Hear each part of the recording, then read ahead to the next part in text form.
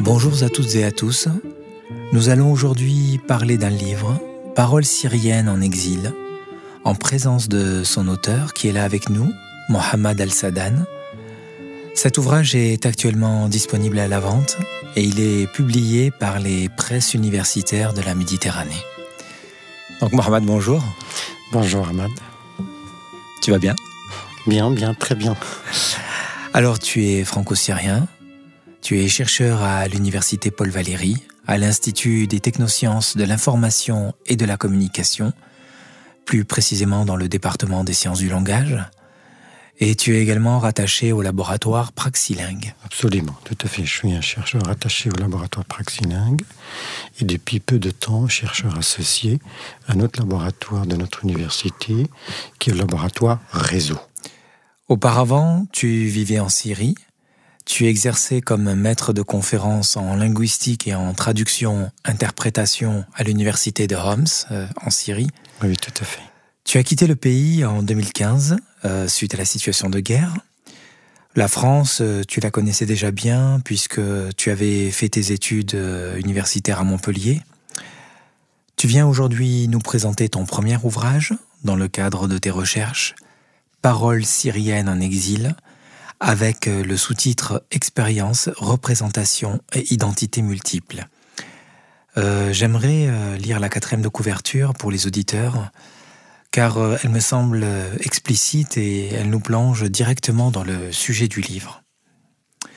Au carrefour de la sociologie, de l'anthropologie et de l'analyse du discours, Paroles syriennes en exil nous entraîne à la découverte d'une parole supprimée par la violence de l'histoire, enfouie dans les cœurs et les corps et oubliée par le monde qu'il marche.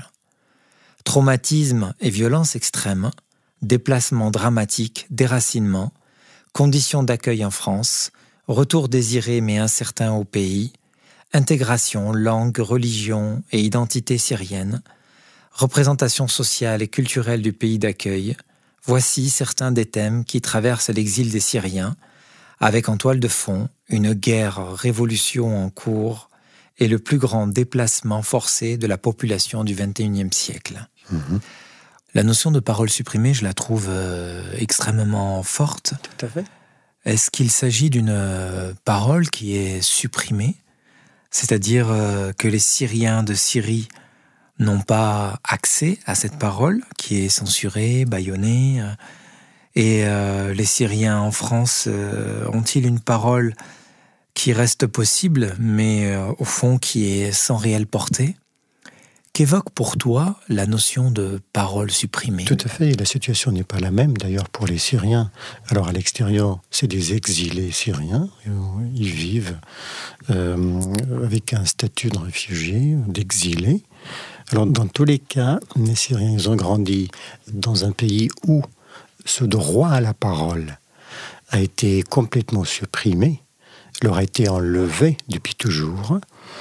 Et ceux qui sont encore en Syrie, malheureusement, ils subissent cette privation, tandis que ceux qui se sont exilés à l'extérieur de la Syrie, et on parle notamment de ceux qui sont accueillis, arrivés en France, oui.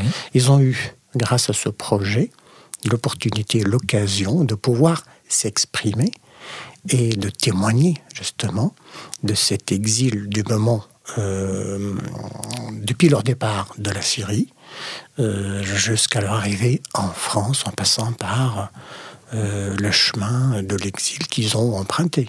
D'où la notion justement de la parole supprimée. Cette question d'aller chercher la parole supprimée, il faut aller la chercher loin, il faut la retrouver, il faut la restaurer. La restituer, justement. Et donc, le vrai traducteur, c'est la confiance. Comment tu arrives à aller capter cette confiance auprès de l'autre ? Pourquoi il la donnerait à toi, cette confiance ? Et est-ce qu'il la donnerait de la même manière à un chercheur français, italien, allemand ? Est-ce que c'est parce qu'en fait, tu es également syrien ? Alors, se livrer, s'exprimer, témoigner pour ou devant un chercheur, on va dire non syrien, c'est déjà compliqué. Ça pose déjà problème. En termes de compréhension, en termes de connaissance de la situation de la Syrie, de la cause syrienne. puis, il y a une autre chose, c'est que si c'était un autre Syrien comme moi, ou si c'était un autre Moyen-Oriental comme moi, j'allais dire un autre Arabe comme moi, est-ce qu'il aurait aussi récolté les mêmes témoignages? Est-ce qu'il aurait recueilli les mêmes paroles? Je vais parler de ce qu'on appelle le terrain. En fait, le terrain de la recherche, le terrain où j'ai mené mon enquête, le terrain où je suis allé, comme tu l'as dit tout à l'heure, chercher les paroles des autres, les paroles des Syriennes et des Syriens en exil. Et là, pour pouvoir recueillir ces paroles, ça se fait pas en un clin d'œil, ça vient pas du jour au lendemain. Il faut y passer du temps, et la première chose indispensable, c'est la confiance. Et autre chose, ces personnes ont besoin d'être convaincues de l'intérêt, de l'utilité de ce projet. Et puis, qu'est-ce que tu vas faire de mes paroles, de nos paroles? Donc la confiance, c'est quelque chose d'indispensable au recueil de ces témoignages. La fondation, quoi. Absolument, sans laquelle on ne peut pas avancer. Et pour que les auditeurs, justement, aient un aperçu de ces témoignages, je vais en lire quelques-uns.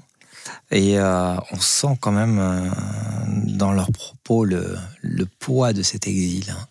Il y a la notion de retour souhaité, mais conditionné à certains paramètres, et en général difficilement réalisable. Et là, par exemple, on a une réponse d'une personne qui s'appelle Asmar. Alors, je ne sais pas si c'est son vrai nom, si tu as... Non, c'est des pseudonymes. Voilà. Ce sont des pseudonymes, oui. Elle dit « Il y en a qui resteront peut-être en France. Mes enfants vont certainement y rester. Et moi aussi. Il est possible que je retourne en Syrie, qui ne sera plus comme elle était. J'y trouverai beaucoup de gens qui seront contre moi. Quand je suis sorti de Syrie, c'était pour n'y jamais revenir. » C'est fort quand même, hein. Ce grand départ, quoi. Il y a ceux qui ont fait le choix de rester ou qui n'ont pas pu faire autrement, ceux qui sont partis. La brisure qui s'installe. Il y a un autre passage aussi, d'un retour désiré, mais qui semble impossible, malgré l'appel des racines. Et c'est quelqu'un à qui tu as donné le nom de Ahmad comme moi, en fait. Et ce passage où il dit « Sans doute, j'ai toujours le mal du pays, la nostalgie. C'est comme un arbre qui a les racines poussées à un endroit alors que les branches poussent, se développent et peuvent aller plus loin. Mais tout dépend des racines, et mes racines sont toujours en Syrie, et elles y restent. » Et on sent une personne qui se sent désancrée quelque part de là où elle se trouve, avec cette fissure en elle, si on peut dire. Moi-même, en fait, qui t'interviewe et qui ai vécu l'exil, je sens le poids que ça peut avoir derrière les mots. Effectivement, l'exil, ça porte un poids, mais quand on vit ce poids-là, c'est difficile de chercher l'altitude et de construire un avenir qu'on peut envisager serein. Là, par exemple, il y a une personne à qui tu as donné le nom d'Akram et qui dit « Oui, je suis un voyageur, car je me vois retourner un jour chez moi. Mais j'ai un autre souci qui serait lié à deux choses. La première est relative au choix et à l'avenir de mes enfants, qui auront grandi et qui seront scolarisés en France et qui choisiront peut-être d'y rester. Le second est lié à mon désir, notre désir, de retrouver les nôtres et de retourner dans mon pays. Je suis vraiment tiraillé entre les deux. Aujourd'hui, je n'ai honnêtement pas de réponse à vous donner à ce propos. » Oui. C'est fort. Oui, comme tu l'as dit, c'est fort. Parce que les mots choisis, les mots des personnes intéressées ont un poids et ont un effet qu'on ne peut pas nier. Exactement. Là. Alors, il y a d'abord une différence entre imaginer, entendre parler d'une expérience et la vivre. Alors, quand on vit quelque chose, et notamment une expérience comme celle-là, on en ressent tout à fait les effets et l'impact. Et ce n'est pas n'importe quel type d'expérience. C'est quand tu te voient forcés de partir, de tout laisser derrière toi, et que tu te diriges vers alors l'exil, mais déjà l'exil c'est l'inconnu. Tu peux pas prévoir ce qui pourrait se passer avec toi. Malgré cet exil, les Syriens souhaitent retourner un jour dans leur pays. Ils expriment, ils formulent sans cesse cette envie, grand désir de retourner en Syrie. Mais quelle Syrie ? Qu'est-ce qu'ils ont laissé ? Qu'est-ce qu'ils ont retrouvé ? Oui, le monde change sans arrêt. Alors si on parle de la Syrie, qui a été malheureusement et fortement défigurée par la guerre, et la Syrie d'hier n'est plus la Syrie d'aujourd'hui. Donc ils en sont conscients. Mais à travers ces témoignages que tu as cités, entre autres, moi je lis en filigrane le fort attachement de ces Syriens à leur pays, à leur village, à leurs souvenirs, à leur quartier. Alors il y en a qui le disent, et tout le problème est là du point de vue de, si je puis me permettre le terme, l'intégration ou l'insertion entre les enfants et les parents. Alors les enfants qui sont nés surtout ici, et qui sont scolarisés, qui vont grandir en France, et les parents qui sont arrivés en exilé, ils sont, comme il l'a dit un de mes interviewés, ils sont tiraillés, je pense, entre le passé, l'attachement à la culture syrienne, à la Syrie, et entre, d'un autre côté, la vie des enfants, l'avenir des enfants, et l'avenir en France. D'ailleurs, il y a une musique que tu avais choisie pour préparer ce podcast. C'est Enrico Macias, J'ai quitté mon pays. Alors, évidemment, on ne parle pas du même contexte. Et comme si, finalement, l'exil, quand il se vivait, où que tu ailles, une chanson d'exil reste une chanson d'exil. On peut l'écouter un petit peu et je te laisse réagir quand tu le sens. J'ai quitté mon pays, j'ai quitté ma maison, ma vie, ma triste vie se traîne sans raison.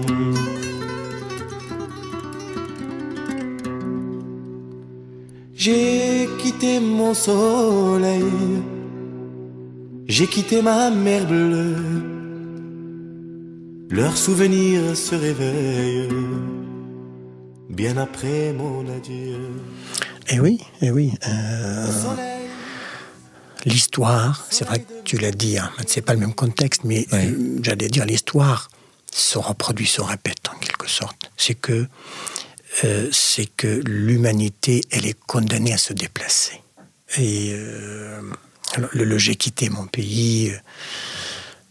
Tu cherches un pays qui te protège, tu cherches un endroit où tu te sens bien dans ton être, et tout cela, tu l'as perdu. C'est pour ça qu'il dit, j'ai quitté mon pays, ma maison, mon soleil, il a tout quitté. Il lui reste plus rien. Et j'ai écouté d'ailleurs ce chanteur depuis toujours. Et les paroles se reflètent dans les témoignages aussi des personnes que j'ai interviewées. Finalement, on a l'impression que l'exil aujourd'hui résonne de la même manière qu'hier et que peut-être demain, malheureusement, il résonnera tout autant. Cette question d'exil, elle n'aura pas de fin. Je crois qu'on a tous une forme d'exil, à mon avis, qu'on vit à l'intérieur de nous. Voilà, on est quelque part, tous, des exilés. Et tu avais sélectionné un poème qui s'appelle « À ma mère » de Mahmoud Darwish, poète palestinien. Je sais qu'il a été lu notamment par Guillaume Gallienne. On va écouter un extrait. D'accord. En français. Ça marche, oui. J'ai la nostalgie du pain de ma mère, du café de ma mère, des caresses de ma mère. Et l'enfance grandit en moi, jour après jour, et je chéris ma vie, car si je mourais, j'aurais honte des larmes de ma mère. Fais de moi, si je rentre un jour, une ombrelle pour tes paupières. Recouvre mes os de cette herbe baptisée sous tes talons innocents. Attache-moi avec une mèche de tes cheveux, un fil qui pend à l'ourlet de ta robe, et je serais peut-être un dieu si j'effleurais ton cœur. Si je rentre, enfouis-moi, bûche, dans ton âtre, et suspends-moi, corde à linge, sur le toit de ta maison. Je ne tiens pas debout sans ta prière du jour. J'ai vieilli, ramène les étoiles de l'enfance, et je partagerai avec les petits des oiseaux le chemin du retour, au nid de ton attente. Il est vraiment magnifique ce texte. Tout à fait, tout à fait. Pourquoi tu as choisi ce poème en particulier? Alors, ce poème, qui a été écrit par Darwish, c'est un hymne au retour. C'est pourquoi j'appréciais beaucoup ce poète, qui parle d'ailleurs du retour des exilés partout dans le monde. Et lui, je crois qu'il fait allusion aux exilés, aux réfugiés palestiniens. D'ailleurs, toi-même qui as vécu l'exil avant 2015, parce que tu es parti en 2015. Oui. Tu as décidé de quitter le pays à ce moment-là. Oui. Pas pour les études, pour le coup. Non. Là, j'étais justement forcé de partir. Voilà. Comment tu as vécu, toi, cette séparation, cet exil? Et comment tu vivais les choses avant de partir? Alors, vivre la guerre, c'est quelque chose d'inimaginable. On ne peut pas prévoir de vivre la guerre. C'est quelque chose qui m'a été imposé. Comme il a été imposé à tous les Syriens, d'ailleurs. Donc je ne voulais pas partir au départ. Parce que je sais que l'exil implique des conséquences imprévisibles.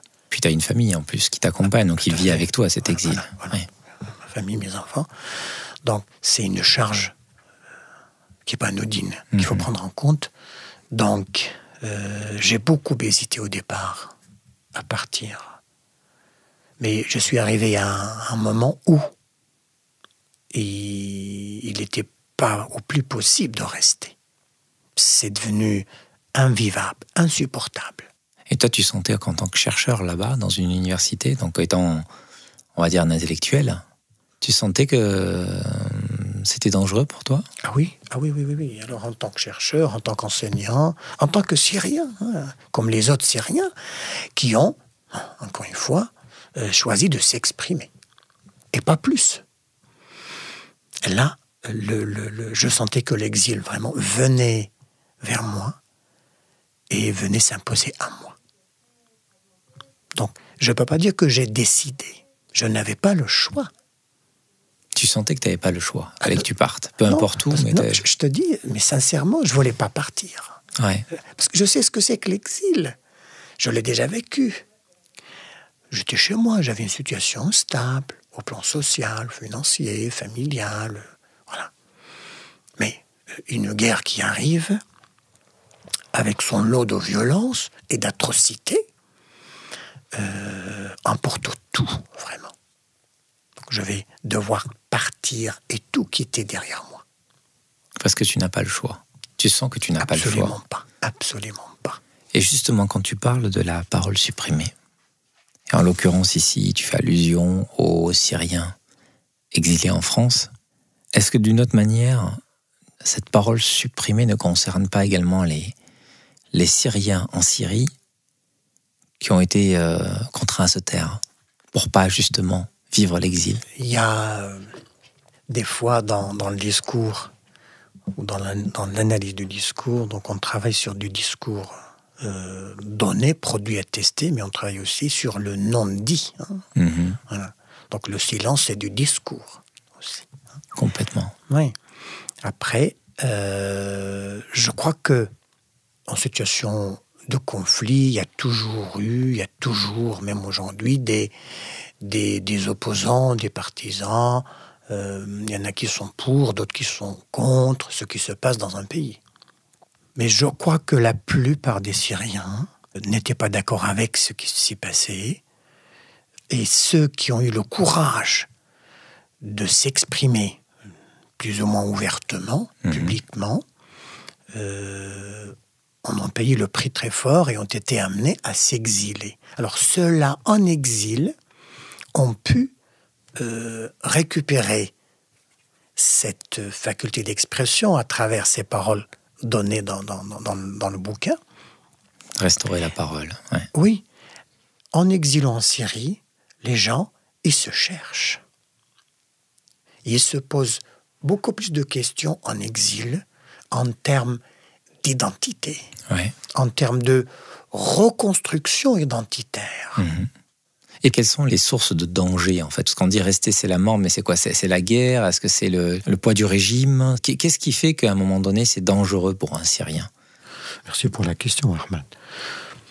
Alors, tu sais, comme tout un chacun, L'humain, en situation de danger, cherche la paix, cherche la sécurité. Quand tu es face à un danger, tu ne peux pas rester là, sans rien faire. Si tu peux faire face à ce danger, et que tu es sûr d'y surmonter, de t'en sortir indemne, tu peux le faire, si tu en as les moyens. Mhm. Dans le cas contraire, tu ne peux que te sauver ta peau, Oui. t'enfuir. Tu n'as pas le choix. En gros, voici la situation des Syriens qui se sont vus trouver contraints de partir. Et puis, face à l'impossibilité de s'exprimer, de dire quoi que ce soit sur ce qui se passe en Syrie, sur le régime, sur la politique mise en place, tu ne peux rien dire. Et puis il y a aussi les Syriens qui se sont opposés à ce régime. Ces Syriens ne sont pas du tout, et n'étaient pas du tout d'ailleurs les bienvenus chez eux. Donc, ils étaient chassés, et ils seront chassés partout dans le monde. Pourquoi ? Parce que, tout simplement, ils se sont opposés. Ils ont osé, ils ont eu le courage de dire non, on n'est pas d'accord avec ce qui est en train de se passer, ce qui est en train de se faire. Résultat, un exil forcé, un départ inattendu, un exode massif sans précédent. Et d'ailleurs, pourquoi ? Peut-être depuis le soulèvement qui a eu lieu en Syrie, à partir de ce moment-là, les Syriens qui ont choisi, d'ailleurs, qui sont inscrits dans cette démarche-là, ne sont pas les bienvenus. Donc en fait, le régime, d'une certaine manière, a voulu purger après les soulèvements et les manifestations. Mais complètement. Jusqu'à maintenant, complètement. Tout ce qui est d'accord avec moi, donc, il est des nôtres, il est des miens. Le contraire serait mon ennemi. Et justement, les Syriens qui arrivent en France, est-ce qu'ils évoquent cet aspect-là ? C'est-à-dire, quand on a vécu une vraie dictature, néanmoins, comment ils réagissent de vivre dans un espace où ils peuvent s'exprimer ? Alors tu le sais, quand on débarque dans un pays, on se pose plein de questions. Et encore plus quand on vit un exil. C'est-à-dire que les Syriens sont arrivés en France, ils ont eu la protection de la France, donc ils ont pu bénéficier le statut de réfugié. C'est un peu particulier, c'est un peu spécial quand même ce statut. Voilà, il faut le rappeler. C'est pas n'importe quel exilé qui peut prétendre à ce statut. Non. Étant réfugié, étant exilé, c'est-à-dire on est étranger, je suis étranger dans ce pays. Et quand on est étranger, on rejoint ce pays, on se pose des questions sur la politique, sur les médias, sur les habitudes sociales et culturelles, sur l'éducation des enfants, sur le travail, le marché, les valeurs sociopolitiques, la démocratie, la justice, les droits de l'homme, etc. Oui, les Syriens, quand ils font cette comparaison, ils disent que, et pourquoi pas en Syrie ? Pourquoi on n'a pas ça en Syrie ? Nous n'avons pas le droit de le vivre en Syrie. Cette liberté, justement, cette égalité, égalité des chances, égalité devant la loi, tout ça, ces valeurs, ces principes, qui sont ceux de la République française, et dont on est fier, franchement, manquent à la société syrienne. Je vais demander à Arnaud Richard de venir nous rejoindre. Arnaud est enseignant-chercheur en sciences du langage à l'Université de Toulon. Je suis heureux qu'il nous ait fait l'honneur d'accepter cette invitation. Lui et Mohamed se connaissent bien puisqu'ils ont fait une partie de leurs études ensemble. Je vais donc lui laisser le micro, car il a sans doute pas mal de questions à lui poser. Je me retourne vers toi, Arnaud. Merci beaucoup. Des questions, il y en a plein.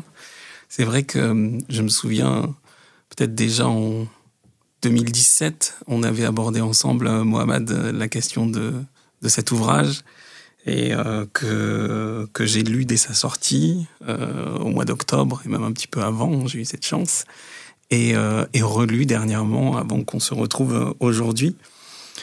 Plein de choses, mais j'ai envie de commencer par de la linguistique, hein. C'est ce qui nous lie depuis plus de 10 ans ensemble. Et le titre, Paroles syriennes, en exil, pardon, très important. Est-ce que tu peux nous parler un peu de la genèse de ce titre et des mots forts qui le composent? Oui, bien sûr. Alors, pourquoi paroles syriennes en exil? Le mot parole, comme tu le dis, ça évoque tout de suite une notion linguistique, l'analyse du discours. Et puis, justement, ces paroles syriennes aussi, en même temps, ça évoque cette diversité, cette complexité de la morphologie de la société syrienne, en termes de confession, de culture, d'habitudes, de traditions, et les différentes régions de Syrie. Et justement, cette expression, elle a été permise par ta propre expérience, à la fois en tant que linguiste, parce que on a eu la même formation et en même temps, donc savoir recueillir de la parole n'est pas donné à tout le monde, mais aussi partager peut-être un vécu. Je ne sais pas si tu veux l'évoquer, mais tu en parles dans le livre et tu en as déjà fait état, mais toi-même, tu as vécu cet exil forcé. Du coup, c'est quelque chose qui te lie directement et d'emblée avec les personnes que tu interroges. Alors, 2 choses, Arnaud. Comment dirais-je, le partage de l'expérience avec les Syriens, oui, c'était mon cas. Et d'ailleurs, c'était aussi, j'allais dire, un atout qui m'a permis de pénétrer dans cet espace intime des personnes concernées. Alors, avec qui je partage, c'est vrai, l'expérience, peut-être pas le parcours, mais le vécu, mais aussi je partage plein de choses. Même certains interviewés venaient de la même région que moi, et qui parlaient le même dialecte syrien que moi, et qui avaient la même catégorie socio-professionnelle de l'époque. Tout cela a rassuré d'ailleurs les gens, et puis m'a permis de recueillir au maximum, si je puis me permettre le terme du butin, en termes de données linguistiques authentiques. Et là, je suis très content. J'ai réussi à le faire. C'est que j'ai réussi à convaincre les personnes, les Syriennes et les Syriens, à témoigner, à parler, à s'exprimer, une chose à laquelle ils ne sont pas habitués. Tu viens avec ton enregistreur, ça suscite la peur de tout le monde. Voilà. Et le doute, la méfiance.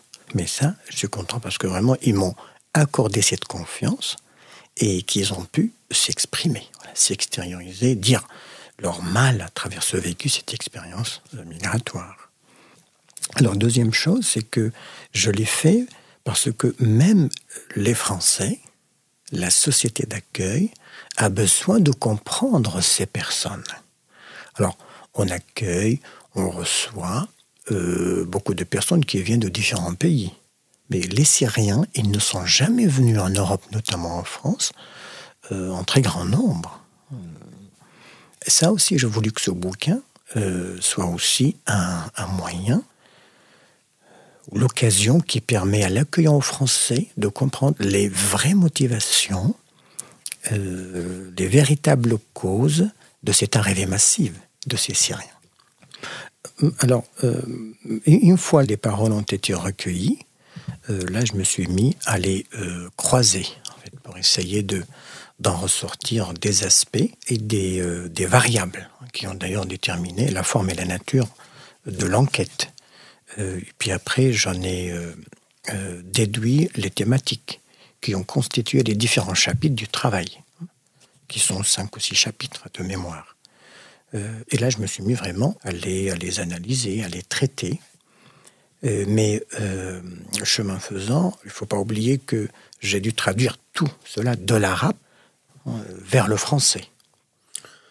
Quelle est la position officielle de l'État syrien ? Est-ce qu'ils demandent à leurs ressortissants à l'étranger de revenir au pays ? Est-ce qu'ils prétendent que la situation est normale ? Quelle est la posture un petit peu officielle ou le discours officiel ? Alors, ce que j'entends parler, c'est que on cherche à donner l'impression aux autres pays, que tout va bien, que la situation est devenue stable et qu'il est redevenu à la normale.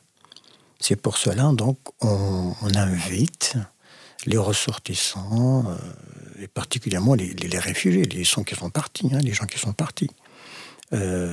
on les invite à revenir, à rentrer chez eux, dans le pays.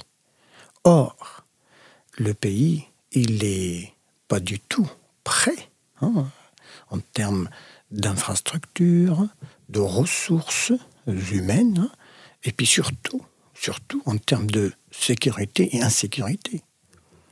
Ça, les gens, donc il y a eu des cas, des familles qui ont choisi de retourner, surtout d'Europe. Je ne parle pas vraiment des familles qui ont choisi les pays voisins de la Syrie comme refuge. Ça, c'est un peu différent.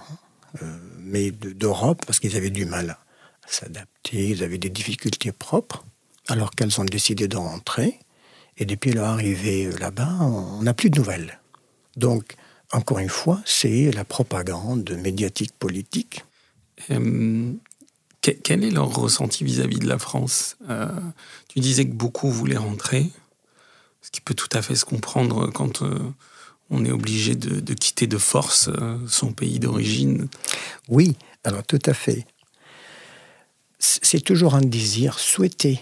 Les gens, ils sont très attachés à leur Syrie, à leur histoire, à leur enfance, à leur famille, à leur maison, à leur quartier. Ils ont du mal à oublier, ils ne peuvent pas oublier. Certains même me disent, oublier serait une erreur, un défaut. On n'a pas le droit à l'oubli. Mais quand est-ce qu'on peut retourner chez nous ? Et toujours, alors, mon rôle, au-delà d'être syrien, qui partage ce vécu, des fois, je joue le rôle du mentor. Je rassure les gens. Je leur dis, écoutez, puisque vous êtes là, c'est bien de parler français, d'apprendre la langue, et puis de s'intégrer socialement, culturellement, mais surtout professionnellement. Et quand le moment du retour viendra, à ce moment-là, donc vous verrez. Si vous voulez retourner, vous pouvez. Mais alors d'ici là, il faut être actif, puisque vous êtes encore là. Merci, en tout cas, j'ai hâte de lire la suite et de continuer nos discussions. Merci beaucoup, Mohamed. Merci à toi, Arnaud. Et merci à toi, Ahmad. Merci au PULM et bravo à l'Université Paul Valéry pour mener de telles actions aussi, je l'espère, intéressantes à écouter. Merci beaucoup, Arnaud. Je rappelle le titre de l'ouvrage, « Paroles syriennes en exil, expérience, représentation et identité multiples ». Je remercie d'ailleurs chaleureusement Sylvie Barthès des PULM, qui a été présente et partie prenante dans la réalisation de ce podcast. Alors Mohamed, je reviens vers toi. Tu m'as dit que l'un de tes interviewés avait composé un petit poème en français, en hommage à sa mère, qui dédie à sa mère. Tu as un enregistrement et je crois que tu lui as demandé l'autorisation de pouvoir le diffuser, le partager, et il était d'accord. On va l'écouter. Maman, maman, Tu me manques, maman. Maman, maman. Tu me manques, maman. Je me rappelle le jour où l'on s'est quitté. Les larmes aux yeux, les larmes de pitié. Je t'ai pas laissé de bon gré. J'étais obligé, tu le sais. Donc c'est toi qui a effectué cet enregistrement ou c'est lui qui a enregistré, il t'a transmis comment ça s'est passé là, cette petite tranche tu sais, quand durant cette enquête, ces enregistrements... tu en faisais régulièrement, c'est ça, hein? Oui. Mais des fois, vraiment, je ne peux pas prévoir ce qui pourrait se passer. Bien sûr, tu as le sceau de la confidentialité aussi. Oui, absolument.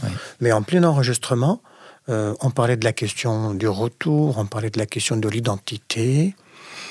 Et là, il me dit, mais tu sais, j'ai fait un petit poème que je dédie à ma mère et je l'ai fait tout de suite en français. Parce que lui, donc, il avait un bon niveau en français, déjà. Après, bien sûr, j'ai lui demandé l'autorisation de diffuser cet extrait du poème avec sa propre voix, à lui.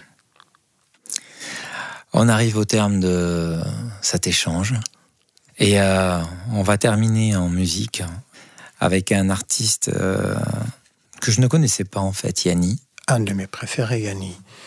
Yanni et tout le groupe qu'il dirige, d'ailleurs un grand compositeur, un grand musicien. Yanni, quand il joue de la musique, pour moi, c'est un voyage. C'est un voyage vers le passé. C'est un voyage dans l'univers. C'est toute une liberté, Yanni. Ben, on va terminer là-dessus, sur Prélude et Nostalgie, ça en dit long, voilà. De Yanni. Et je rappelle aux éditeurs le livre que tu as sorti, Paroles syriennes en exil, expérience, représentation et identité multiples, qui est publié aux presses universitaires de la Méditerranée. Donc merci Mohamed Al-Sadan, merci Arnaud Richard, merci à Sylvie Barthez des films et merci aux éditeurs de nous avoir écoutés. Merci à toi Ahmed, shukran lak, merci à tout le monde.